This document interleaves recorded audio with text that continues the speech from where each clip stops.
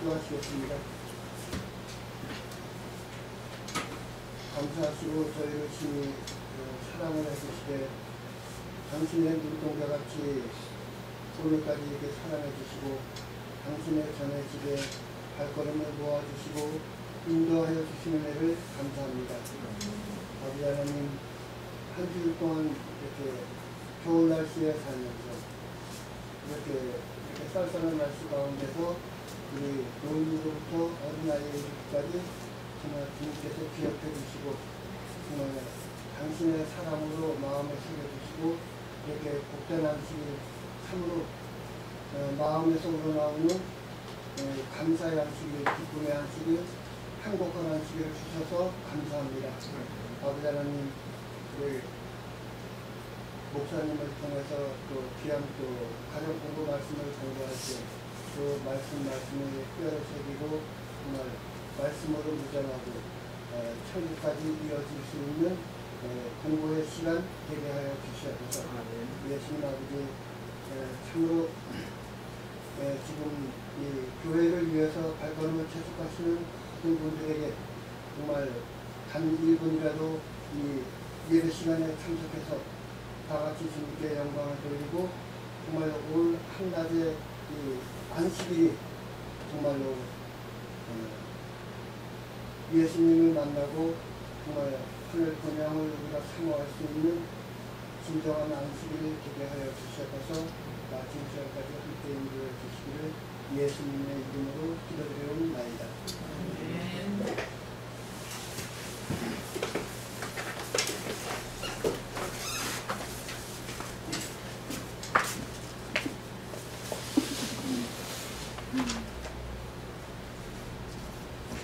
마이크를 까만 거라서 그게 필요해.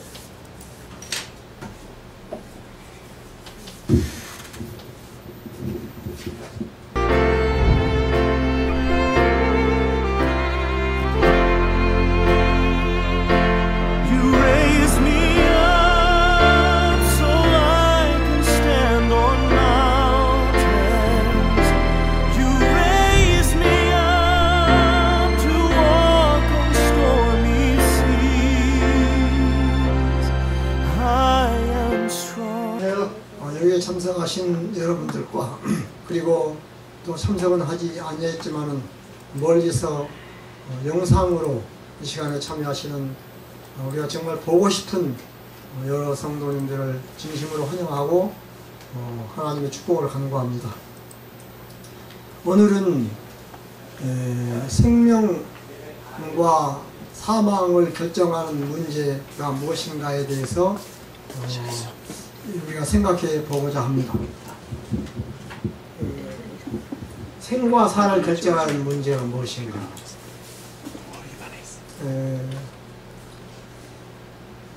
외형적으로 또는 행위적으로 가시적으로 생명과 사망을 결정하는 문제는 법입니다. 법을 어기면 그 대가를 받고 사망을 받게 되고, 법을 존중하고 지키면 생명을 얻게 된다는 것이 성서의 가르침입니다.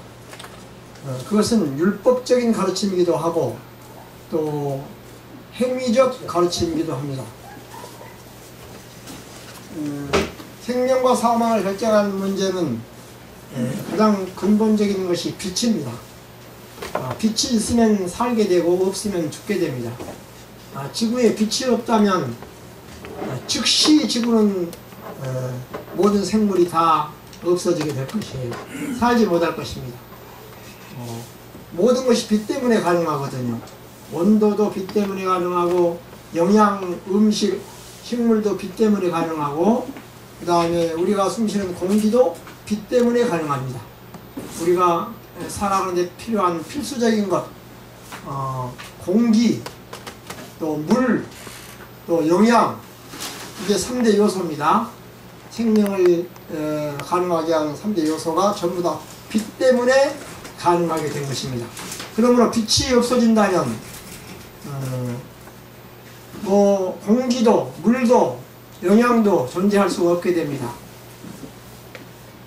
그러므로 빛은 생명과 사망을 결정하는 아주 본질적인 문제예요. 빛이. 이해가 가시죠? 그래서 예수님은 나는 빛이요 생명이다 이렇게 말씀하셨어요. 나는 빛이요 생명이다 이 말씀은 아주 깊은 의미를 지닌, 지금 우리가 생각해 온 것보다 더 깊은 심오한 아주 근본적인 본질적인 의미를 지니고 있습니다. 태초에 빛이 있었다. 제일 처음에 나온, 아마 성서에서 제일 처음 나온 단어가 빛일 것이에요. 또 예수님이 자신을 빛이라고 하셨고, 그런데 빛은 역할이 무슨 역할을 해요? 빛은 일단 밝게 합니다. 그 다음에 따뜻하게 합니다. 그 다음에 아름답게 합니다. 그 다음에 에너지를 만들어요. 에너지가 있어요. 그 속에 생명을 가능하게 합니다. 오늘 아침에요, 전철을 타려고 천마산 역에를 왔는데 어떤 사람이 전철 그 표를 이제 자판기라고 그래, 뭐라고 그래? 표 사는 거, 기계. 자판기. 거기다 돈을 넣어가지고 이제 표를 살려고 하는데 돈이 1,500 얼마인가 되는데 그 표값이 그 1,000원짜리 한 장만 있는 거예요. 그래서 그냥 못 사고 절절 매는 거야. 차는 분명 오는데. 그래서 내가 얼른 주머니에서 1,000원짜리 꺼내가 내겠습니다. 주었지. 주니까 그걸 이제 합쳐서 표를 사더라고. 그러면서 이제 그 사람들은 나를 더 돌려주고. 그래서 그러고 하고 나니까요, 그 사람이 되게 좋아하는 거야. 차를 지금 금방 타야 되는데 되게 좋아. 사람도 없는데 거기 영무원이 하나 있더라고. 여기에 근무하는 직원이 되게 좋아하는 거야. 제가 보면서 막 웃어. 그 당사자는 굉장히 좋아하고, 그러면서 어떻게 그렇게 빨리 돈을 내놓냐고 영무원이 그러는 거야. 그 모습을 보면서 내가 마음이 밝아지더라고. 내 마음이 밝아지고 따뜻해지더라고. 돈 500원인가 600원인가 밖에 하나 더 돌려받았으니까 1,000원짜리 주고 돈 500원으로 창출할 수 있는 빛, 마음의 빛이에요. 그게 우리 마음을 따뜻하게 하고 그 다음에 밝게 하고 그러는 것을 제가 오늘 아침에 봤습니다. 그래서 나보다 상당히 민첩하다고 그러더라고요. 즉시 이러니까 상당히 민첩하다고 그러더라고. 이게 빛이라는 게요, 우리 눈에 보이는 외부 세계를 환하고 따뜻하게 하는 빛뿐만이 아니고 우리의 마음을 환하게 해주고 밝게 해주는 또 다른 눈에 안 보이는 빛이 있어요. 사람은 그 빛이 없어질 때 병들어요. 마음을 편안하게 따뜻하게 또 환하게 해주는 그 눈에 보이지 않는 생명의 빛, 그 빛이 없을 때에 차가워지고 그 다음에 또 어두워지고 그리고 괴로워지고 아프게 되고 병들고 그렇게 됩니다. 그래서 우리 가시적인 물리적 빛은 이 태양에서 오는 이 빛, 눈에 보이는 빛, 이 빛이지만 눈에 안 보이는 빛은 어떻게 옵니까? 무엇을 통해서 옵니까? 눈에 안 보이는 마음의 빛은 우리 눈의 눈동자에서 나옵니다. 눈빛으로 사랑한다는 사랑하는 마음을 품고 보는 눈하고 미워하는 마음을 품고 보는 눈하고 빛이 달라요, 같아요? 달라요. 똑같은 눈인데 같아요, 달라요? 전혀 다릅니다. 전혀. 말 한마디도 안 해도 전혀 달라요. 그냥 싫어하는 눈빛, 마음으로 보는 눈빛, 좋아하는 마음으로 보는 눈빛, 또 뭐 참 도와주고 싶어하는 마음으로 보는 눈빛, 그냥 별로 그냥 이렇게 약간 무시하는 그런 마음으로 보는 눈빛하고 어떻게 그렇게 다른지 정말 달라요. 너무너무 달라요. 그리고 또 눈빛에서 그렇게 빛이 나오고, 그 다음에 말 음성에서 빛이 나와요. 음성에서 이 좋은 마음을 가지고 말을 할 때하고 나쁜 마음을 품고 말할 때하고 음성이 달라요. 같아요? 음성이 틀립니다. 전혀 틀려요. 말 안 해도 말이 내용보다도 그 어조, 어투, 어색, 그 음조 자체가 달라요. 자체가 말 한마디로. 그래, 말 아에 다르고 어에 다르다. 말 한마디로 천랑 빚을 갚기도 하고 말 한마디로 원수가 되기도 한다. 그런 말도 있죠. 그러니까 우리 인간은요, 눈에서 빛이 나와요. 그리고 입에서 빛이 나와요. 귀에서는 안 나오죠. 코에서는 안 나오고, 주로 눈과 입에서 나와요. 대부분의 사람 마음의 빛은 눈과 입으로 나와. 그러니까 무릇 지킬 만한 것보다 내 마음을 지키라 했는데, 그것은 눈과 입을 잘 관리하라는 뜻이에요. 눈과 입을. 거기서 사람을 죽이는 권세도 나오고 사람을 살리는 권세도 나와요. 참 중요한 거예요. 너무너무 중요한 거예요. 정말 우리 손자들이요, 엄마가 부르는 소리하고 내가 부르는 소리하고 구별할까요, 못할까요? 아주 기가 막히게 잘해요. 엄마가 부르는 소리는요, 완전히 생명의 소리야. 그리고 다른 사람이 부르는 소리는 별로야. 아이들이 그걸 알아. 아이들이 기가 막히게 알아요. 그래서 생과 사를 결정하는 문제는 빛입니다. 빛. 그리고 유행적으로는 법이고요. 법. 율법 또는 계명. 그 다음에 내부적으로는 생과 사를 결정하는 문제가 뭐냐 그러면 욕심이에요. 탐심, 욕심. 탐심을 품으면 살기가 어려워요. 생명과 사망에서 사망 쪽으로 가요. 탐심을 품으면. 욕심이 잉태하여 죄를 낳고 죄가 장사하여 사망을 낳는다. 그 말은 욕심이 잉태하여 사망을 낳는다는 뜻이에요. 결국 이기적인 욕심은 사망을 가져와요. 모든 사람들이 모든 이 욕심, 죄들이 결국은 욕심에서 나와요. 그러니까 사람이 품고 있는 욕심이 선한 욕심이냐 이타적인 욕심이냐 이기적인 욕심이냐 탐욕이냐에 따라서 자기의 생명과 남의 생명을 결정하고 좌우합니다.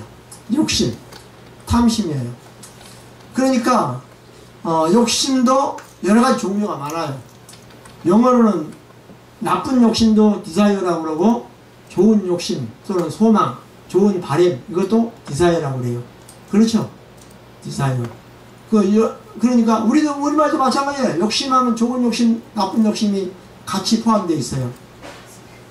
디자이어. 좋은 욕심은 소망이라고도 하고 바람이라고도 하고 그래요. 그 욕심이 생활을 결정합니다. 근본적으로 우리는 잘못 없이 살아야 되지만 잘못이 없을 수가 없어요. 근본적으로 나쁜 욕심을 품지 말고 살아야 되지만 그러기가 어렵습니다. 아무도 그런 사람이 없으니까. 우리가 살려면 나쁜 욕심도 품게 돼요. 자연히 이기적인 욕심도 어쩔 수 없이 그렇게 됩니다. 그걸 하면 안 되는 줄 알면서도 그렇게 돼요. 사회가 그렇고 우리의 습관이 그렇고 우리의 유전자가 그렇고 그렇기 때문에 그렇게 됩니다. 그러므로 이 생명과 사망을 결정하는 최후의 결정적인 최후의 요인은 회개입니다. 회개. 어떤 죄를 지었을지라도, 그래서 사망에 하게 되었을지라도 회개를 진심으로 하면 다시 생명을 얻을 수 있는 길이 열려요. 회개를 하면. 그게 회개가 중요해요. 잘못했습니다. 이 말 한마디. 우리 사람끼리는 미안합니다. 잘못했습니다. 한마디.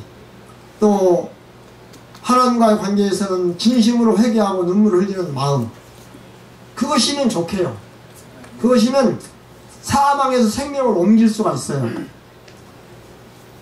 나는 이 문제에 대해서요, 클린턴을 매우 존경합니다. 클린턴이 누구의 남편이죠? 힐러리의 남편이죠. 힐러리 남편. 클린턴이 무슨 행동을 했어요? 미국 대통령이에요. 부적절한. 클린턴이 부적절한 행동을 했어요. 누구하고 했죠?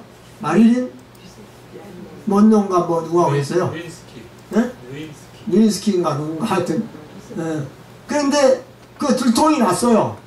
들통이 났는데 난 다음에 뭐라고 그랬어요? 클린턴 대통령이 부적절한 행동을. 네, 내가 부적절한 행동을 했다고 잘못했다고 그랬어요. 그것을 며칠 만에 했어요? 한 달 후에 했어요? 1년 후에 했어요? 즉시 했어요. 즉시. 그게 위대한 거예요. 자기의 잘못을 즉시 인정하고, 대통령이지만 즉시 잘못했다고, 부적절한 행동을 했다고 자인하고 시인하고 그렇게 할 수 있는 그 마음, 그게요, 잘못은 했지만 숨기고 있다가 뭐 궁지에 몰리면 할 수 없이 하는 거하고 다르잖아요. 그러죠? 그 태도 때문에 클린턴이 참 위대하게 보이더라고. 한 번도 실수를 하지 않는 위인보다도 실수를 하고 그렇게 쉽게 인정하는 그 모습이 너무 아름답기도 하고 대단하기도 하고 그래요. 성경에 그런 예의 인물이 하나 있어요. 누구죠? 다윗이에요. 다윗은 그래서 다윗이 온갖 죄를 지었잖아요. 간음죄도 짓고 살인죄도 짓고 거짓말 속임죄도 짓고 도둑질도 하고 한꺼번에 10계명을 전부 다 범했어. 한꺼번에. 참 제주도 좋아. 한꺼번에 10계명을 다 범했어. 그래 놓고 어서오세요. 그래 놓고 나중에 나단이 와서 지적하니까 뭐라 그랬어요? 다윗이 잘못했다고 그랬죠? 당신이 그 사람이라고 그러니까 다윗이 눈물을 흘리면서 회개했어요. 내가 벽갯잎이 다 젖도록 밤마다 울었다고 그랬어요. 내 모친이 나를 죄 중에 잉태하고 내가 죄 중에 태어났다고 그러면서 계속 죽을 때까지 울었어요. 죽을 때까지 눈물을 흘리고 울고 회개하고, 다윗의 생애는 회개의 연속이었어요. 죽을 때까지 회개했어요. 그 점에 있어서 다윗은 정말 위대한 인물이었어요. 그래서 하나님이 다윗을 싫어했어요? 좋아했어요? 하나님이요, 다윗을 굉장히 좋아했어요. 아끼고 사랑했어요. 왜 그랬어요? 잘못이 없어서? 죄를 안 지어서? 가 아니고 자기의 잘못을 그냥 쉽게 아주 편안하게 솔직하게 인정하고 회개할 수 있는 그 아름다운 모습 때문에 하나님이 다윗을 매우 아끼고 소중히 여기고 그랬어요. 그리고 다윗에게 축복을 주셨어요. 그러니까 생명과 사망을 마지막 판에 결정하는 최후 요인은 회개예요. 아멘. 회개. 어떤 죄를 지어서 회개하면 하나님은 용서해 주십니다. 아멘. 사람은 회개해도 잘 용서를 잘 안 하려고 그러더라고요. 이건 회개한다고 해도 안 믿어. 안 믿고 회개했다고 거짓말 다음에 또 그럴 거라고 의심해. 회개했는데 계속 의심해. 그리고 안 믿어. 그리고 불신하고 그러더라고 보통 사람들은. 그러니까 사람한테 회개하기는 좀 어려워요. 회개하면 그걸 받아주지 않을 것 같으니까 좀 어렵습니다. 하여튼 회개는요, 생명과 사망을 결정하는 최후 요인이에요. 우리 죄인에게 있어서 죄인에게. 자, 오늘 중요한 몇 가지 것을 하고 그 다음에 하겠습니다.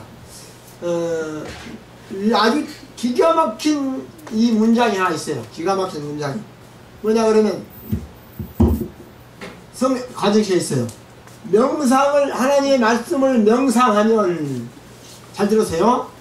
하나님의 말씀을 명상하면 욕심과 죄를 물리칠 수 있다. 그런 기록이 있어요. 내가 깜짝 놀랐어요. 이걸 읽고. 그러니까 우리 욕심을 물리치기가 어려워요, 쉬워요? 어렵습니다. 너무너무 어려워요. 어려워요. 남자나 여자나 비슷해요. 자기 욕심, 자기 이심을 물리치기가 남한테는 내부적으로는 그것을 반대로 표현할 수 있지만 자기 내심으로 자기가 자기를 살필 때 내 속에 욕심이, 이기심이 있나 없나 하고 살피면 금방 알 수 있어요. 그것을 안 일어나게 할 수 있어요? 어려워요. 물리칠 수 있어요? 금방 즉시? 어려워요. 인간은 누구나 다 욕심으로 살기 때문에 욕심을 발견하기, 찾아내기도 힘들고 그것을 물리치기도 힘들고 그래요. 그래서 결국 죄의 뿌리는 욕심이고 그 죄가 결국 그 욕심이 사망을 가져와요. 욕심. 하와가 선악과 따먹을 때부터 시작됐어. 왜 따먹었어요? 욕심으로 따먹었어요. 욕심으로. 사단이 와가지고 저걸 먹으면 하나님처럼 된다고 하니까 그걸 믿고 따먹은 거예요. 하나님처럼 되려고 하는 욕심으로. 그 교만이죠. 자기가 하나님처럼 되려고 하는 욕심을 푼 거예요. 그게 교만을 낳고 그게 거짓을 낳고 그게 엄청난 결과를 일으켰어요. 그 욕심, 최초의 인간을 타락시킨 건 욕심이에요. 그런데 그 욕심을 물리치기가 어려워요. 어렵습니다. 어려워요. 참 세상에 욕심을 물리치기가 더 어려운 일이 없어요. 그런데 어떻게 하면 욕심을 물리칠 수 있을까요? 욕심의 유혹을, 탐욕의 유혹을.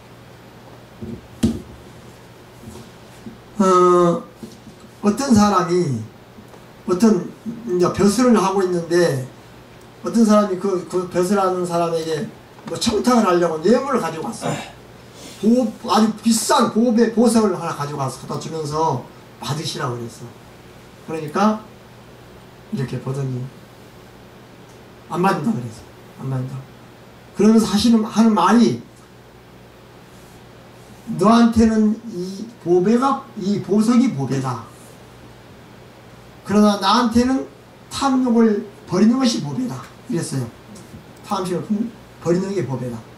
그러므로 네가 보배를 나한테 주면, 그래서 내가 받으면 너는 보배를 잃어버리고 나는 내가 보배로 알고 있는 탐욕을 버리는 마음을 잃어버린다. 그러니까 둘 다 보배를 잃어버린다. 그래 받을 수 없다. 이랬어요. 멋있네요. 예, 그걸 계상보야라고 합니다. 계상 여기 있으면 아니 상당했다 할 때 상처 어땠으냐 잊어버렸는데 아 이거 잊어버리 큰일 났네요. 아닌데 아 잊어버렸어. 하여튼 상처 잃어버렸다. 사람 죽었다 잃어버렸다 할 때 상자야. 계상보야.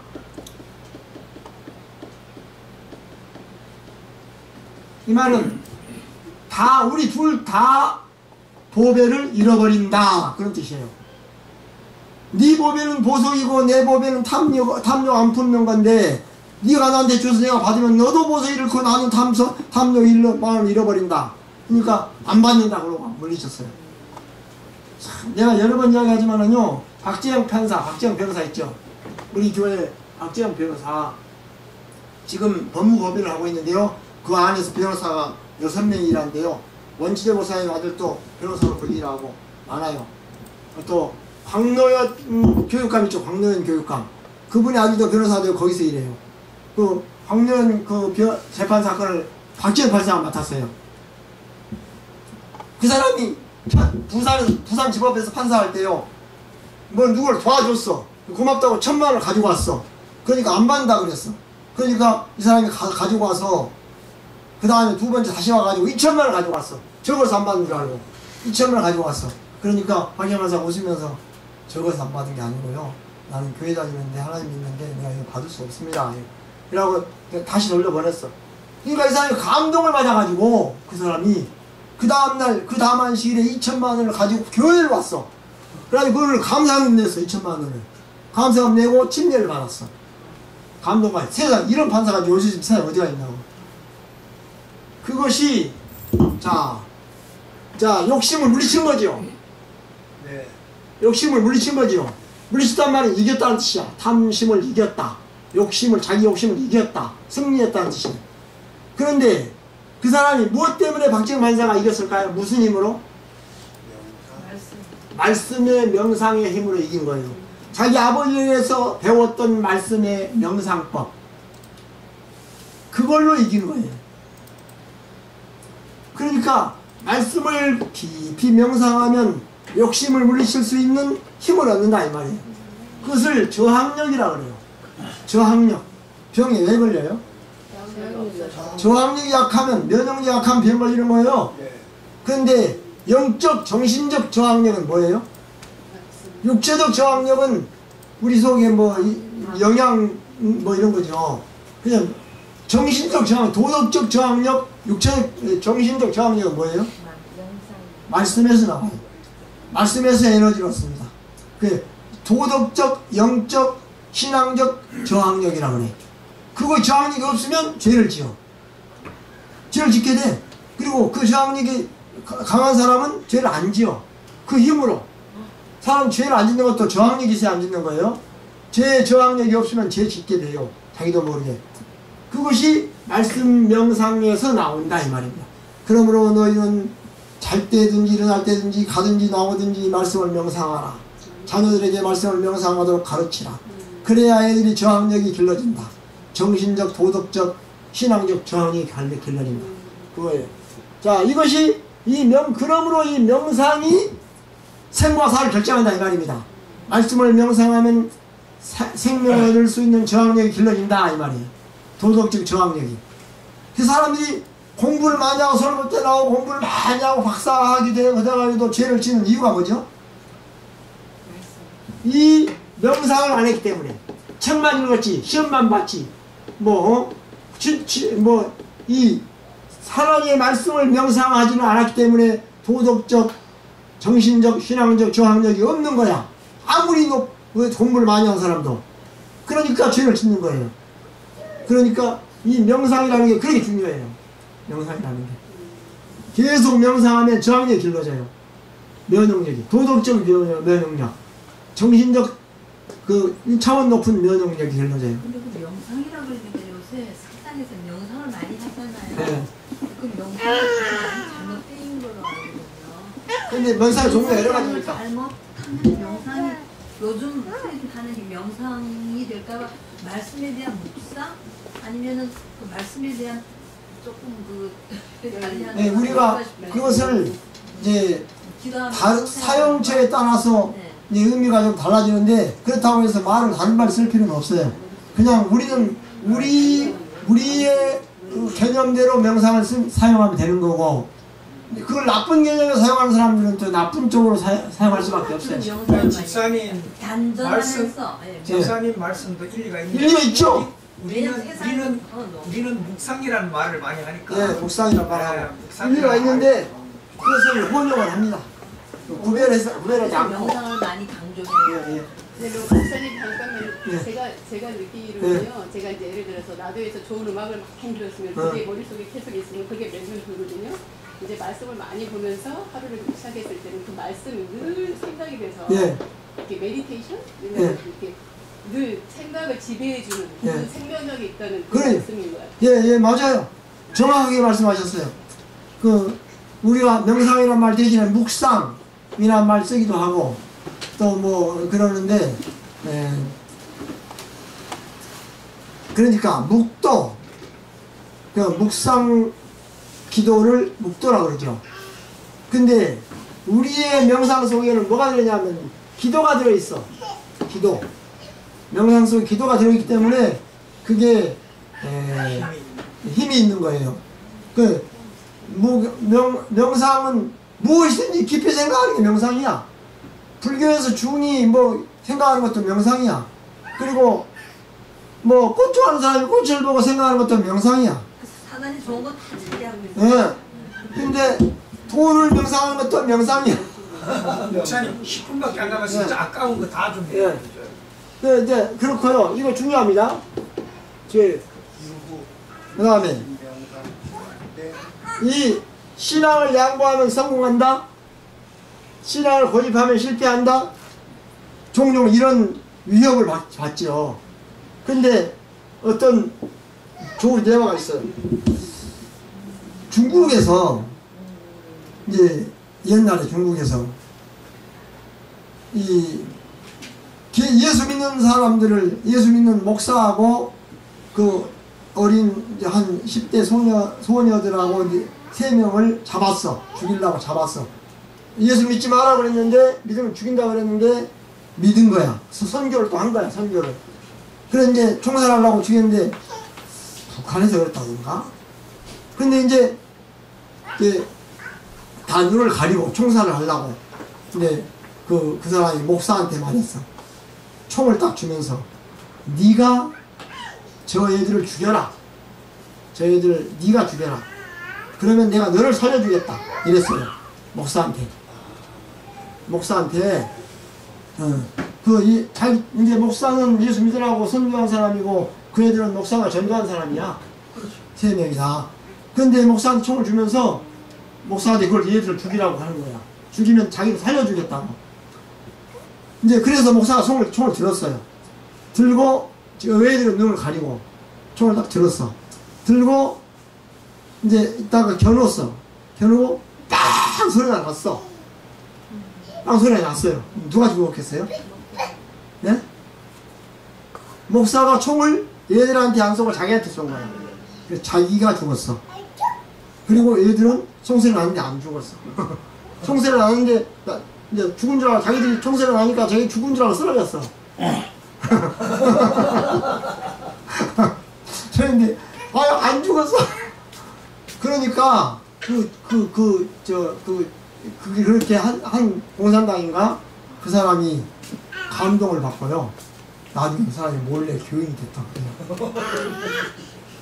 그런 게 있어요. 이것이 우리가 신앙을 끝까지 지키면 일어날 수 있는 일입니다. 자, 아이고 너무 많은 게 큰일 났네. 지금 10시 40분인데. 예, 빨리. 너무 많이 갔어 그래. 자, 여기 돌판법과 마음판법이 있어요. 십계명은 어디다 썼어요? 하나님이 십계명 어디다 썼어요? 돌판에 썼어요. 돌판에 법을 써놓으면 그게 구속력이 있어요, 없어요?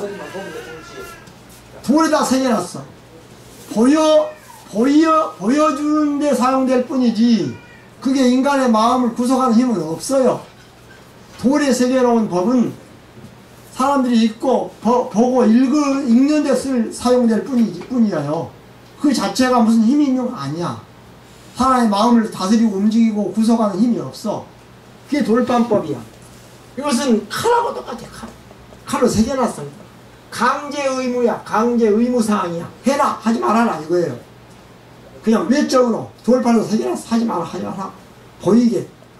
그것은 사람을 두렵게 해요. 두렵게 합니다. 무섭게 해요. 그리고 정죄하게 합니다. 그리고 그런데 사용되는 법에 돌판에 사용하는 법, 십계명 하나님이 돌판에 새겨놨어. 돌판. 그런데 그 다음에 에레미야 31장과 히브리 8장 10절에 보면요, 이상한 말이 또 나와. 예레미야 31장 31절 한번 적어라 다 읽어보시죠. 예레미야 31장 31절부터 35절까지. 이거 중요한 절입니다. 적어라 다 읽어보시라고. 히브리 8장 10절에 그 이하에 읽어보세요. 거기에 그날 내가 너희와 함께 세울 언약, 새 언약은 이것이니 그랬어요. 새 언약. 이 십계명 돌판이 생긴 것은 예는 아니고 내가 그날 이후에 너희와 함께 세울 새 언약은 이것이다. 그리고 새 언약을 주셨어요. 그걸 새 언약이라고 해요. 그런데 그것은 언약의 내용을 변경한 것이 아니고 언약을 쓰는 장소를 변경한 거야. 그래서 새로운 장소에다가 하나님 율법을 기록했다고 해서 새 언약이라고 해요. 내가 나의 법을 돌에 새기지 않고 너희의 마음에 새겨주겠다 이랬어요. 너희 마음에. 그래서 하나님의 법을 돌에다 새긴 것은 예도당이고 하나님의 법을 우리 마음판에 새긴 것을 새 언약이에요. 그 새 언약은 돌판에 새긴 예도당은 칼로 새겼어. 끌로. 그러나 마음판에는 칼로 새기지 않고 성령으로 새겼어. 성령의 감동으로. 그리고 돌판에 새긴 법은 억지로 무서워서 지켜. 벌 받을까봐. 그런데 마음판에 새긴 성령이 새겨주신 법은 기쁨으로 자원해서 지켜. 자원해서 기쁨으로. 그리고 은혜와 감사로 지켜. 그 점이 달라요. 그 점이.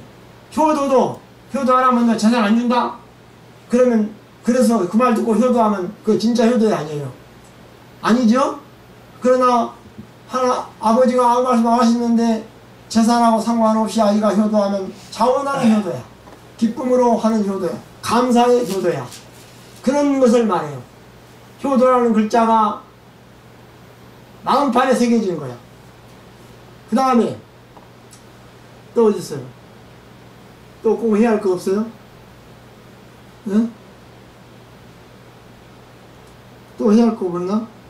자, 이거 하나 합시다. 이 과정치에 나와서 하는 말이 나와서 안 나와서 할 필요가 없는데 나와서 하는 말이 배우자의 그 어떤 성적 범죄의 기미가 보일 때 좀 나타나 할 때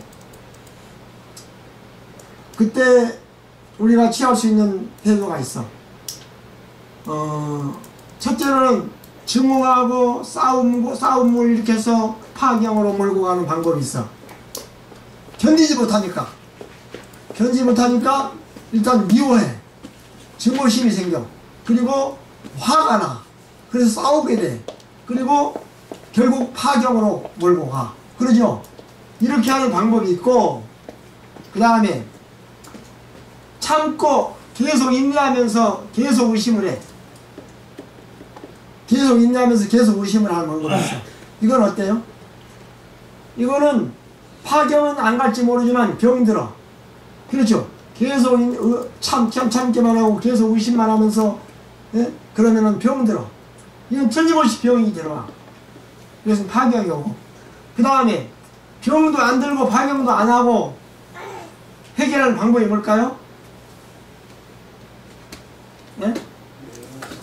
불쌍히 여기고 용서하는 거예요. 화가 나지만 불쌍히 여기고 용서하는 거예요. 불쌍히 여기고 용서하는 거예요.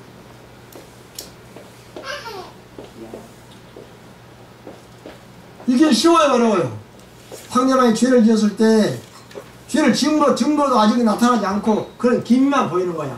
그럴 때 그걸 불쌍히 여기고 용서하는 마음이 품기가 쉬워요, 어려워요? 어렵습니다. 어렵죠. 화가 나고 부글부글 끓어오르는데 배반감, 배신감이 느껴지고 어려워요. 그런데 우리는 하나님 앞에 의인이에요, 죄인이에요? 우리가 죄를 지으면 하나님이 화나실까요, 안 나실까요? 내 배우자가 잘못했을 때 내가 화가 나는 것보다 훨씬 화가 나지. 하나님, 내가 죄를 지으면 내가 너한테 그렇게 많은 걸 은혜를 베풀어주는데 네가 죄를 지어? 당장 그냥 그러시겠지. 화를 내겠지. 근데 화를 내지 않고 불쌍히 여겨. 죄인을 불쌍히 여기시는 하나님의 마음이에요. 우리도 그걸 배워야 돼. 하나님의 마음을. 그리고 용서를 해 주시려고 하시는 하나님의 마음을 배워야 돼. 어려워요. 불쌍히 여기고 용서하는 마음이에요. 그런데 그 전에 일어나야 할 일이 있어. 그게 뭡니까? 회개야, 회개. 회개를 하면, 회개의 눈물을 흘리면, 회개하면 불쌍히 여기고 용서할 수 있는 길이 열려. 그게 중요한 거예요. 그게 중요한 거예요. 이렇게 되면 이것이 관계가 더 좋아져. 관계가 더 좋아진다. 파경이나 병이 아니라 더 좋아져. 아주 중요한 거예요, 이거. 우리는 그러므로 이것이 파경과 회복을 결정하는 문제야. 파경과 병으로 발전할 것이냐, 아니면 용서와 새 생활로 가도록 할 것이냐, 그걸 결정해. 생과 사를 결정해. 이게 이런 태도가. 그러니까 우리는요, 우리가 배워야 할 것이 많지만은요, 또 실수도 안 해야 되지만, 또 뭘 잘해야 되지만, 잘못했을 경우에 잘못했다고 속히 인정하는 거, 잘못했다고 미안하다고, 일부러 그런 건 아닌데 잘못했다고, 실수했다고, 그러면 속히 인정하고 반성하고 그 다음에 용서를 구하는 마음, 이걸 배워야 돼. 그것이 다른 어떤 교훈보다 더 중요한 교훈이야. 그것만 배우면 어떤 어려운 문제도 해결이 돼. 근데 그걸 못 배우면 해결이 안 돼. 해결이 안 된다고. 그걸 못 배우면. 그러므로 클린턴이 즉시 부역자는 행동을 했다고 시인하고, 다윗이 즉시 자기 잘못을 시인하고 그랬잖아요. 그러니까 그것을 일주일이나 한 달 후에 하는 거하고 달라. 해열제, 해열제요. 해열제 오늘 지금 먹으면 한 달 후에 해열된다고 먹어야 먹어요. 해열제 아무리 좋아도 해열제 지금 먹으면 낫고, 지금 먹으면 나는데 한 달 후에 나은다 그러면 먹어서 안 먹죠. 그러니까 잘못했을 때 한 달 후에 잘못했다고 하면 그건 효력이 없어. 효력이 없다고. 그러니까 즉시 해야 돼. 즉시. 이해하시죠? 이해, 그게 중요합니다. 그 다음에 시간이 많이 이제 안 오시네? 오시겠죠. 올 때까지 합시다. 자, 중요하죠. 오늘 배운 거, 내 생각에는 중요한 것들을 배운 것 같은데. 네? 이것도 중요하고, 이것도 중요하고요. 나도 이런 선교사 한번 되었으면 좋겠어. 이런 선교사. 내가요, 전도를 했는데, 줄 다 펴가지고, 나보다 총을 쏴서 총 들고 죽이라 그러면요, 못 죽여. 그 애들을, 내가 전도하는 애들을 못 죽여. 죽이라, 나 살려준다 해도 못 죽여. 죽이면 나를 살려준다 해도 못 죽여. 그러면, 나 순간적으로 나한테 쏘겠어요. 지금 심정은 그래. 내가 그 애들 죽이고 내가 살아서 뭐하냐고. 그 애들 죽이고 내가 살아서 뭐하냐고. 살면 몇 년이나 더 살겠다고. 안 그래요? 뭐 천년만에 사는 것도 아니고. 그러니까 우리가 이 마음을 배워야 돼. 이 중요한 마음이야. 자, 이거 돌판 마음판 이거 차이 알겠죠? 예, 1번부터 목사님 무슨 말씀하시려고 그런지 빨리빨리 좀 지나가. 사람과 죄의 관계는요, 뭐와 관계는 아니, 죄인과 죄의 관계야. 소가 도살장으로 끌려가는 것 같아. 소는 사람이고 도살장은 죄야. 사람이 죄수로 가는 거야. 새가 그물로 가고 나가 음료로 가고 이걸 말하는 거야. 100개의 회개한 죄와 100번 죄를 짓고 다 회개했어. 한 번 죄를 짓고 회개 안 했어. 어떤 게 더 치명적이에요? 숨긴 죄가. 그 다음에 법이 지켜주는 것은 뭐냐 그러면 마음을 지켜요. 실제로 법은 마음을 지켜줘. 이걸 마음판에 새기니까 마음판에 새겨진 법은 마음을 지켜. 그래서 실제로 마음을 지켜. 그 다음에 마음을 지키니까 행동을 지켜줘. 그 다음에 행동을 지키니까 생명이 지켜주는 거예요. 이 법이 지켜주는 거예요. 법은요, 이렇게 써요. 이게 쓰는데, 이건 물이야, 물. 이건 간다는 뜻이야, 갈 것자야. 물이 흘러가는 길을 법이라 그래. 물이 흘러가는 법. 물은, 물길로 흘러가. 막을 수 없어. 그 법이라 그래. 인간의 법은 신의 물의 물과 같아. 그 다음에, 죄를 합리화하면, 죄를 지으면 보통 변명하고 합리화하죠. 조현아인가 조뭐인가 누군가 했죠. 예? 기억 안 난다고. 내가 화 안 냈다고. 일부러 안 했다고. 나도 모르게 했다고. 뭐. 비행기야. 섰는데 뒤로 바꿔라 했다고. 뭐 여러 가지 말을 했어. 그런 걸 합리화라고 그래. 합리화. 잘못을 합리화하는 거야. 정당화시키고. 그래, 그렇게 하면요, 죄에 대한 저항력이 없어져. 죄에 대한 면역력이 다음에 또 그래. 죄에 대한 저항력, 면역력이 없어져 버려. 못해. 저항력. 합리화시키면. 그 말이고, 그 다음에, 굶어서 배고플 때 도둑질하면, 먹을 걸 도둑질하면 어때요? 봐줄 수 있죠? 네? 아니 배고파서 덩치에서 빵 덩치를 먹었는데 봐줄 수 있잖아요. 예, 그런 거예요. 그래서 그런 사람을 멸시할 필요는 없어. 근데 안 들키면 괜찮아. 들키면 갚아야 된다 그랬어요. 이 상황에. 그것도 좀 모순돼. 그것도 모순된다. 가서 배고프면 빵 전부 덩치할 게 아니고 제가 배가 고파 죽겠어요. 빵 하나만 주세요. 그래야지. 그게 낫지. 그래야지. 안 주면 아니 어떤 사람이 보통 사람은 다 배고파서 죽겠다고 빵 하나 달라고 막 안 줄 사람 어디 있어. 다 주지. 왜 그걸 훔쳐먹으려고 그래. 안 그래요? 그러니까 우리가 어려움을 당하면 도와달라고 요청을 해야 돼. 훔칠 것이 아니고. 그 다음에 요즘 법원에서 자주 사용하는 용어가 성적 자기결정권이에요. 법률 용어야. 법률 용어 이 말 무슨 말인지 아세요? 성적 자기결정권. 내 몸은 내 것이니까 내가 결정할 권리가 있다 이거예요. 내 몸은 내 것이니까 내가 결정할 권리가 있다. 어떤 사람이 이제 이렇게 남자 여자 있는데 여자가 이제 남편 몰래 다른 남자 만나고 다녔어. 그래서 붙들렸어. 이제 들켰어. 그러니까 이제 재판을 받게 됐어. 그러니까 여자가 뭐라 그러는 거야? 내 몸은 내 것인데 내가 내 마음대로 하지. 내가 좋아하는 대로 하면 될 거 아니냐고 이랬어. 그걸 성적 자기결정권이라고 그래.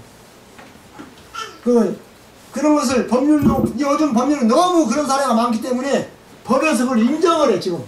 성적 자기결정권을 인정을 한다고, 법에서. 너무 많아서. 그걸 어떻게 다 처단할 수가 없으니까. 그런 걸 말이에요. 그리고 이게 둘이 서로 합의해서 서로 좋아가지고 분류를 하면요. 재판을 못해요. 그냥 가라고 그래요. 그걸 재판할 수가 없어. 판결을 못해요. 요즘 시장이 그래요. 그런 걸 말하는 거예요. 다만 폭력적으로 강제로 범행을 저지르는 것만 처벌해요. 그래서 그걸 성폭행이라고 그래요. 강제로 하는 것만. 그런 걸 말하는 거예요. 이것이 오늘날 사회 현상이야. 이게 참 무서워요. 하나님은 이것도 죄로 여기거든. 자원해서 뭐 간음을 한다든지 좋아서 한다든지 뭐 자기 몸이니까 자기가 알아서 한다든지 하면서 죄를 짓는 것도 하나님은 죄로 보셔. 근데 법에서는 죄로 안 봐. 이거 요즘 세상이 그래요. 남의 죄를 강조하면 광신주의에 빠지고 율법주의에 빠져요. 남의 죄를 강조하면. 자기 죄를 강조하면 회개하고 겸손하게 돼요. 어떻게 해야 돼? 네? 우리가 율법을 누구에 적용해야 돼? 어제 지난번에 내가 한 말 있어요.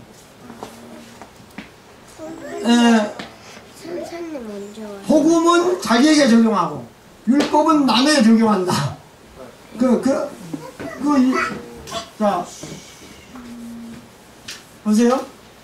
예, 장로님 그거 해주십시오. 복음은 자기에게 적용하고 율법은 남에게 적용한다.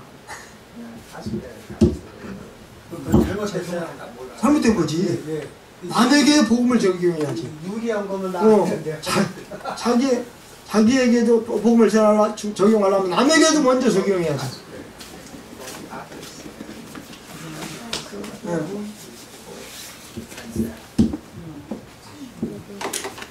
자, 기도하겠습니다.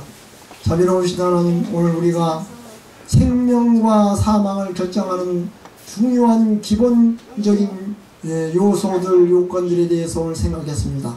우리가 정말 하나님의 마음, 법을 우리의 마음판에 새기고 은혜와 감사와 성령으로 다른 사람에게 베풀게 해주시옵소서.